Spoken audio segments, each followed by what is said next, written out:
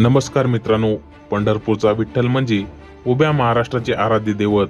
या विठ्ठल मंदिराच्या जीर्णोद्धारात आणि वैभवात अनेक राजे महाराजांनी मोलाचे योगदान दिले आहे.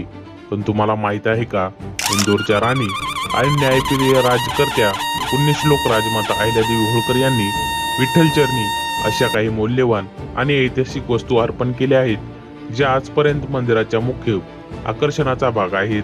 आजच्या व्हिडिओमध्ये आपण अहिल्यादेवींनी पंढरपूरच्या विठ्ठल रुक्मिणीला दिलेल्या या दिव्य आणि ऐतिहासिक वस्तूचा इतिहास जाणून घेणार आहोत. व्हिडिओ शेवटपर्यंत नक्की पहा. त्या अगोदर व्हिडिओला लाईक करायला विसरू नका. तुमच्या एका लाईकमुळे आम्हाला नवीन व्हिडिओज तयार करण्यासाठी प्रोत्साहन मिळते आणि चॅनलला सबस्क्राईब करा. अहिल्यादेवी होळकर यांनी संपूर्ण भारतात शेकडो मंदिरांचा जीर्णोद्धार केला, घाट बांधले, अन्नछत्रे सुरू केली. पंढरपूरवरही त्यांची आगाध श्रद्धा होती. त्यांनी विठ्ठल मंदिरासाठी केवळ आर्थिक मदतच केली नाही, तर विठ्ठल रुक्मिणीच्या रोजच्या पूजेसाठी आणि सणासुदीसाठी अत्यंत मौल्यवान वस्तू भेट दिल्या. त्या वस्तू आजही पंढरपूर देवस्थानाकडे सुरक्षित आहेत. पहिली आणि सर्वात महत्वाची वस्तू म्हणजे विठ्ठलाचा सोन्याचा मुकुट. अहिल्यादेवींनी श्री विठ्ठलासाठी अत्यंत आकर्षक आणि नक्षीकाम केलेल्या सोन्याचा मुकुट तयार केला होता. हा मुकुट आजही खास सणांच्या दिवशी, जसे की आषाढी आणि कार्तिकी एकादशीला विठ्ठलाला परिधान केला जातो. केवळ विठ्ठलालाच नाही, तर अहिल्यादेवींनी माता रुक्मिणीसाठी सुद्धा सोन्या चांदीचे मौल्यवान दागिने अर्पण केले होते. यामध्ये गळ्यातील पारंपरिक हार, नथ आणि वज्रटिका यांचा समावेश आहे. त्या काळात इंदोरहून खास विणलेली भरजरी वस्त्रे देखील पाठवली जात असत.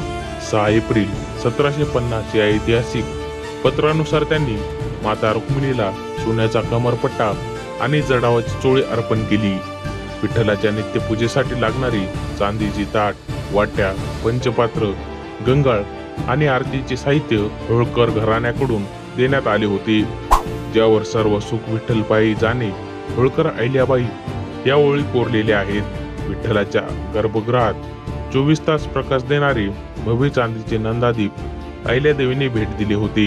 अहिल्यादेवींनी पंढरपूरमध्ये येणाऱ्या वारकऱ्यांच्या सुविधेसाठी चंद्रभागेच्या तीरावर भव्य होळकर घाट बांधला. तसेच मंदिराच्या जवळच एक होळकर वाडा उभारला, जिथे आजही ऐतिहासिक वस्तू जतन करून ठेवल्या आहेत आणि सणांच्या वेळी त्यांची मिरवणूक काढली जाते.